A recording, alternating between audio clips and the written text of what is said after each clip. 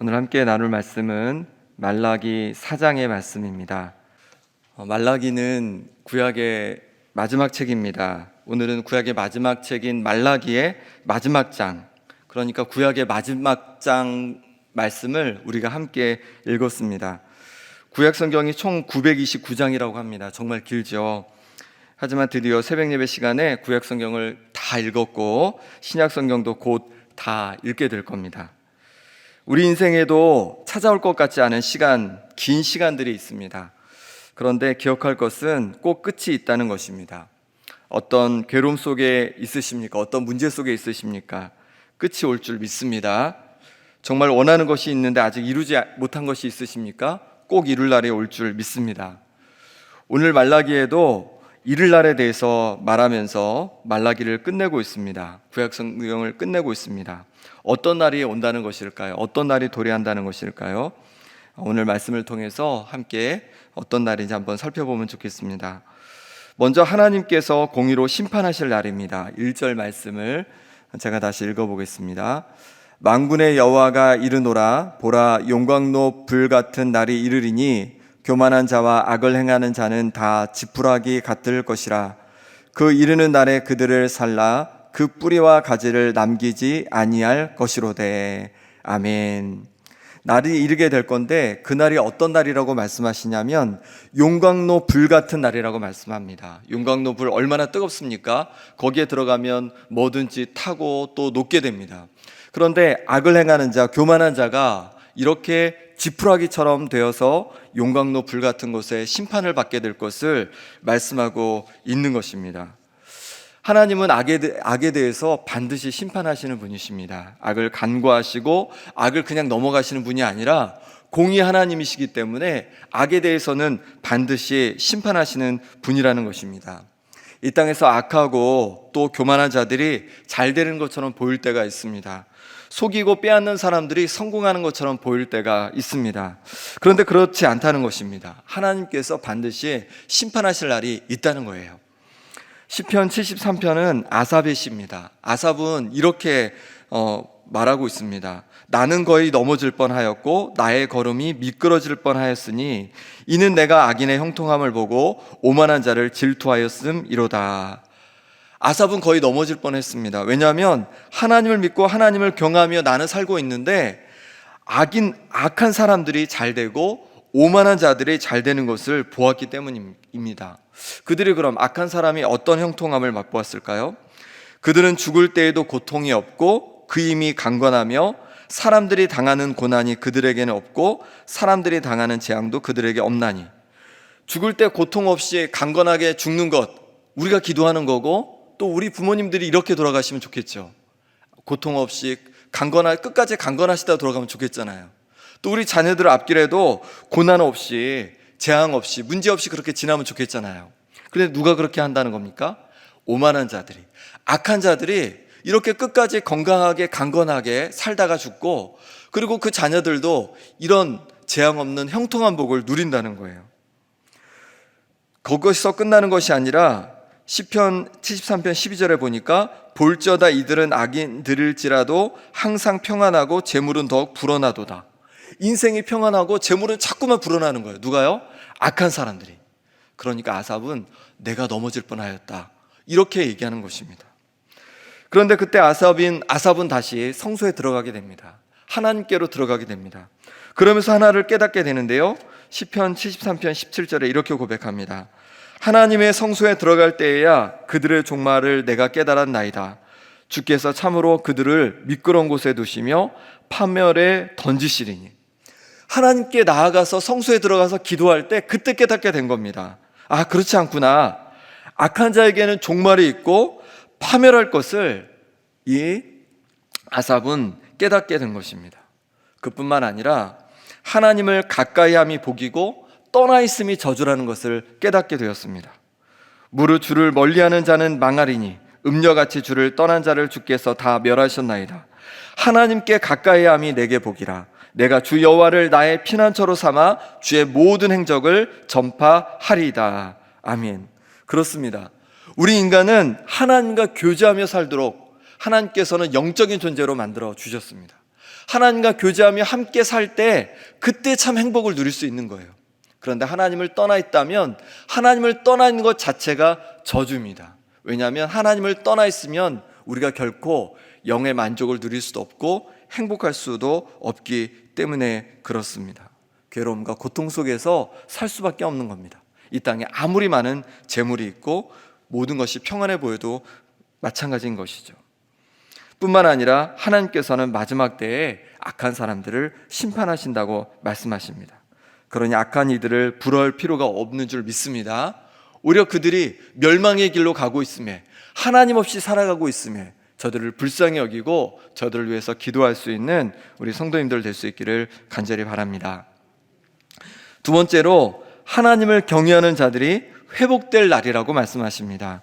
2절 말씀을 같이 읽어보겠습니다. 내 이름을 경외하는 너희에게는 공의로운 해가 떠올라서 치료하는 광선을 비추리니 너희가 나가서 외양간에서 나온 송아지같이 뛰리라. 아멘. 교만한 자, 악한 자들의 심판을 받을 것인데 반대로 하나님을 경외하는 자들에게는 놀라운 회복의 날이 될 것을 말씀하고 있습니다. 특별히 우리가 주목해야 될 것은 무엇이냐면 바로 의로운 해, 공의로운 해가 떠오른다고 말씀하고 있는데 이것은 바로 메시아 대신 예수님께서 이 땅에 공의로운 해로 오실 것을 말씀하시는 겁니다. 그리고 그 공의로운 해로 오셔서 세상에 빛을 비추시고 그 빛을 받는 사람마다 놀랍게 회복될 것을 말씀하고 있는 것입니다. 사도행전에 보면 하나님을 경외한 사람을 한 사람 소개하고 있는데 바로 고넬료입니다. 고넬료는 로마 군인으로 백부장이었습니다. 100명의 군사를 책임지는 장교였습니다. 그런 이방인 고넬료가 하나님을 경외했습니다. 사도행전 10장 2절에 보니까 그가 경건하여 온 집안과 더불어 하나님을 경외하며 백성을 많이 구제하고 하나님께 항상 기도하더니, 하나님을 경외했다는 말은 하나님을 믿었다는 말입니다. 하나님을 내 마음의 가장 큰 분으로, 이 온 세상을 창조하신 분으로 하나님을 믿었다는 거예요. 그렇게 하나님을 믿고 사람들을 구제하고 항상 하나님께 기도했던 고넬료, 그에게 하나님께서는 환상을 보여주시고 그 환상대로 베드로를 청하게 됩니다.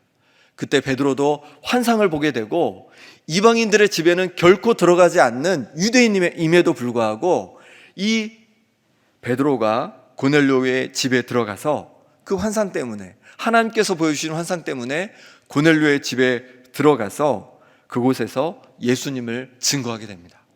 예수님을 증거하자 고넬료뿐만 아니라 그 온 집안 식구들이 그 말씀을 받게 되고 복음을 듣게 되고, 그러므로 말미암아서 놀라운 성령의 역사가 일어나게 됩니다. 그들이 방언을 말하기 시작하고 하나님을 높이기 시작하는 거예요. 그때 고넬료는 구원이 이방인에게도 임했음을 깨닫고 그들에게 세례를 주고 하나님의 자녀로 그렇게 인정하게 됩니다. 그렇습니다. 하나님을 경외했던, 하나님을 믿었던 고넬료와 그 가족들은 예수님을, 공의로운 해 되신 예수님을 모시게 되고 그로 말미암아서 영혼이 회복되어지게 되고 가정이 놀랍게 회복되어지고 삶이 회복된 줄 믿습니다. 우리가 예수님을 우리의 삶에 초대할 때 예수님께서 우리의 삶을 회복해 주실 줄 믿습니다. 치료하는 광선을 베풀어 주실 줄 믿습니다. 우리 영혼을 회복해 주시고 우리의 삶을 회복해 주시고 우리 육신을 회복해 주시고 우리의 모든 문제를 또한 해결해 주실 줄 믿습니다. 그러니 공의로운 해 되시는 우리 예수님을 온전히 바라보고 또 믿음으로 나아갈 수 있는 우리 성도님들 될 수 있기를 간절히 바랍니다. 3절에 보니까 그날은 역전의 날이라고 말씀하십니다. 3절을 같이 읽어보겠습니다. 또 너희가 악인을 밟을 것이니 그들이 내가 정한 날에 너희 발바닥 밑에 재와 같으리라. 만군의 여호와의 말이니라. 아멘. 악인들이 더 잘 되는 것 같고 더 행복한 것 같고 더 부유한 것 같지만 그렇지 않다는 것입니다. 악인을 밟을 것이라는 말씀은 역전의 때가 온다는 거예요. 그러니 우리는 이 땅에서 이 땅의 것을 부러워하지 말고 살아갈 수 있기를 바랍니다. 여전히 하나님을 경외하며 살아갈 수 있기를 바랍니다. 시편 37편 1절 3절에 이렇게 말씀합니다. 악을 행하는 자들 때문에 불평하지 말며 불의를 행하는 자들을 시기하지 말지어다. 그들은 풀과 같이 속히 배임을 당할 것이며 푸른 채소같이 쇠잔할 것이므로다. 여호와를 의뢰하고 선을 행하라. 땅에 머무는 동안 그의 성실을 먹을거리로 삼을지어다. 아멘. 악한 사람은 반드시 풀과 같이 배임을 당하고 푸른 채소같이 쇠잔하는 심판의 날이 옵니다. 그러니 악한 자들 때문에 불평하지 말고 시기하지 말라고 말씀하십니다. 오직 하나님을 의뢰하고 선을 행하라고 말씀하십니다. 하나님의 성실을 먹을거리로 삼아 가라는 겁니다. 하나님께서는 하나님의 자녀인 우리를 먹이시고 입히시고 책임져 주시는 줄 믿습니다. 우리가 하나님을 온전히 의뢰하고 여전히 선을 행할 때, 하나님께서 기뻐하시는 일을 행하며 나아갈 때 하나님께서는 그 하나님의 성실로 결국 우리 인생을, 우리 자녀들의 인생을 책임져 주실 줄 믿습니다. 마태복음 6장 33절에 그런즉 너희는 먼저 그의 나라와 그의 의를 구하라. 그리하면 이 모든 것을 너희에게 더하시리라. 우리가 하나님 편에 서서 하나님 나라를 위해서, 하나님의 의를 위해서 구하고 애쓰고 노력하고 기도하며 나갈 때 하나님께서 이 땅에 필요한 모든 것을 우리에게 먹이시고 또 우리에게 주시고 우리를 채워가시는 분인 줄 믿습니다.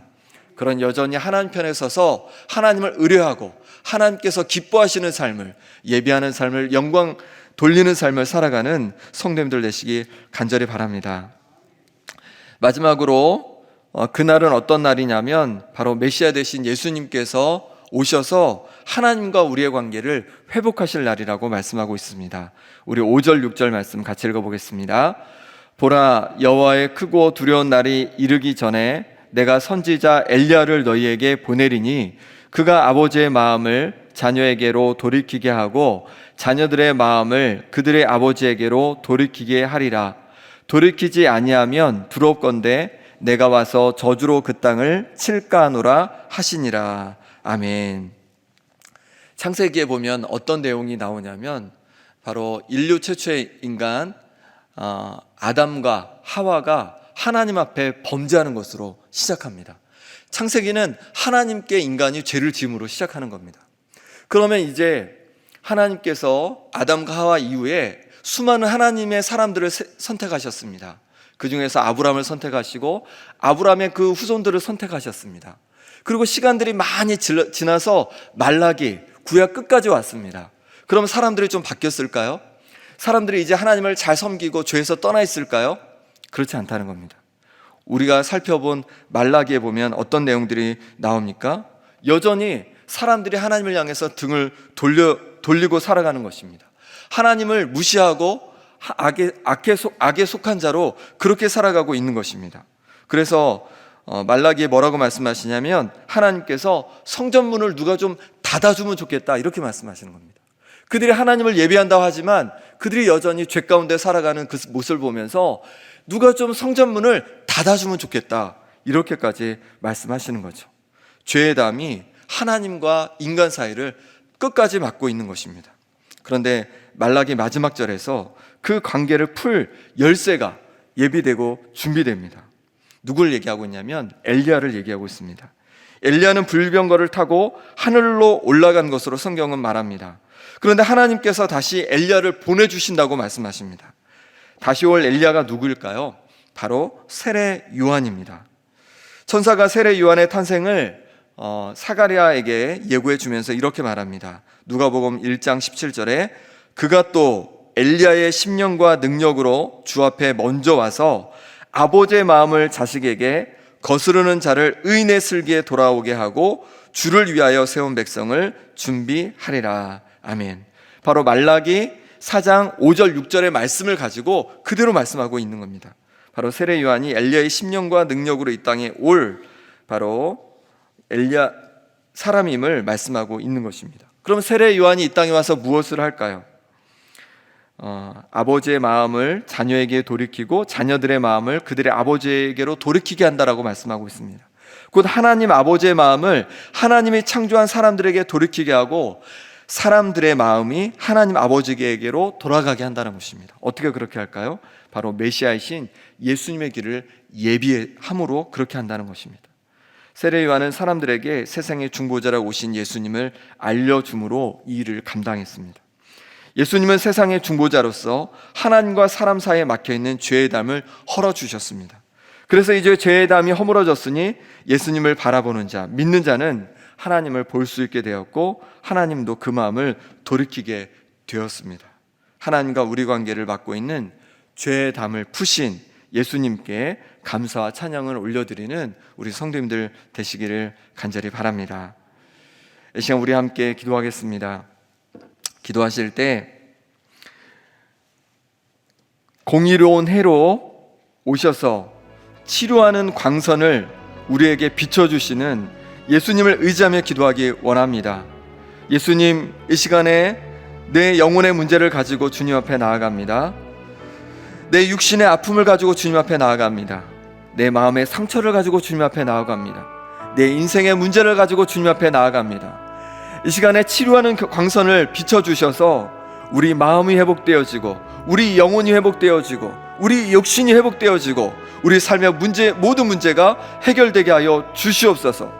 우리 자녀들 또한 주님을 의지하며 나갈 때 그들 가운데 놀라운 회복의 역사가 일어나게 하여 주시옵소서. 함께 기도하겠습니다. 또한 시간에 기도할 때 이 땅에 불의한 자가 잘 되는 것을 보며 시기하고 낙심하는 것이 아니라 여전히 하나님을 의뢰하고 선을 행함으로 하나님의 성실을 먹을거리로 살아가겠다고 다짐하며 기도하겠습니다. 마지막으로 입시와 취업을 준비한 우리 자녀들에게 지혜를 주시도록 함께 기도하겠습니다. 하나님 아버지, 이 시간에 기도하며 나갑니다. 하나님 아버지, 공의로운 해로 이 땅에 오신 주님을 의지하며 나갑니다. 하나님 아버지, 우리를 놀랍게 회복해 주시길 원합니다. 우리 마음을 회복시켜 주시고 아버지 하나님, 우리 육신을 회복시켜 주시고 우리 영혼을 회복시켜 주시길 원합니다. 우리의 모든 삶의 문제를 가운데 하나님 치료하는 광선을 베풀어 주시길 원합니다. 우리 자녀들을 만져주시길 원합니다. 하나님 아버지, 그들을 붙잡아 주셔서 그들의 삶의 모든 문제들을 하나님 만져주시고 그래서 그들의 영혼이, 아버지는 그들의 마음이, 그들의 육신이, 그들의 모든 삶의 문제들이 해결되어지고 회복되어가는 역사가 일어나게 하여 주옵소서. 예수님의 이름을 의지하여 나아가오니 주님의 이름의 역사 가운데 하나님 함께하여 주시고 놀라운 회복의 은혜를 맛보게 하여 주시옵소서. 이 땅에 악한 자들이 잘되고 아버지 하나님 평안한 것을 볼 때마다 시기하고 아버지 하나님 낙심하지 않도록 도와주시고 여전히 하나님 의뢰하고 또 선을 행하며 정말로 하나님 아버지의 그 성실하심을 먹을거리로 삼아가는 우리 인생 되게 하여 주옵소서. 주님께서 우리 인생을 이끌어 가실 줄 믿습니다. 하나님 아버지를 붙잡아 주시고 만져 주시옵소서.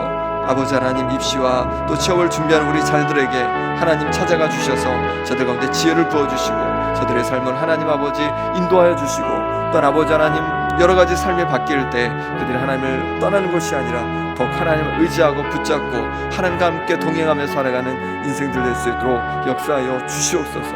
하나님 저들을 도와 주시옵소서. 하나님 아버지, 우리 가운데 예수님을 공의로운 해로 보내주셔서 우리의 모든 것을 회복하시니 감사합니다.